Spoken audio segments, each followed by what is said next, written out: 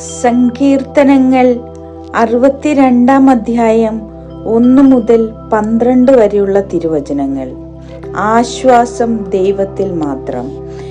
ദൈവത്തിൽ മാത്രമാണ് എനിക്ക് ആശ്വാസം. അവിടുന്നാണ് എനിക്ക് രക്ഷ നൽകുന്നത്. അവിടുന്ന് മാത്രമാണ് എൻ്റെ അഭയശിലയും കോട്ടയും. ഞാൻ കുലുങ്ങി വീഴുകയില്ല. ചെരിഞ്ഞ മതിലും ആടുന്ന വേലിയും പോലുള്ള ഒരുവനെ തകർക്കാൻ നിങ്ങൾ എത്ര നാൾ ഒരുമ്പെടും?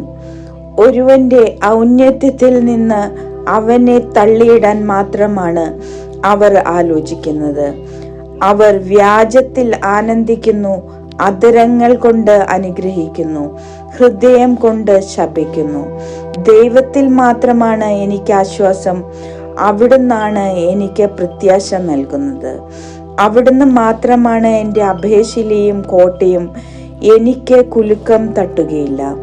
എൻ്റെ മോചനവും മഹിമയും ദൈവത്തിലാണ്.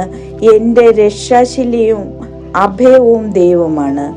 ജനമേ, എന്നും ദൈവത്തിൽ ശരണം വെക്കുവിൻ. അവിടുത്തെ മുൻപിൽ നിങ്ങളുടെ ഹൃദയം തുറക്കുവിൻ. അവിടുന്നാണ് നമ്മുടെ സങ്കേതം. മർത്യൻ ഒരു നിശ്വാസം മാത്രം. വലിയവനും ചെറിയവനും ഒന്നുപോലെ മിഥ്യയാണ്. തുലാസിന്റെ തട്ടിൽ അവർ പൊങ്ങിപ്പോകും. അവർ മുഴുവൻ ചേർന്നാലും ശ്വാസത്തേക്കാൾ ലഘുവാണ്. ചൂഷണത്തിൽ ആശ്രയിക്കരുത്. കവർച്ചയിൽ വ്യർത്ഥമായി ആശ വയ്ക്കരുത്. സമ്പത്ത് വർദ്ധിച്ചാൽ അതിൽ മനസ്സു വയ്ക്കരുത്. ദൈവം ഒരു പ്രാവശ്യം അരുളി ചെയ്തു, 2 പ്രാവശ്യം ഞാൻ അത് കേട്ടു. ശക്തി ദൈവത്തിൻ്റെതാണ്.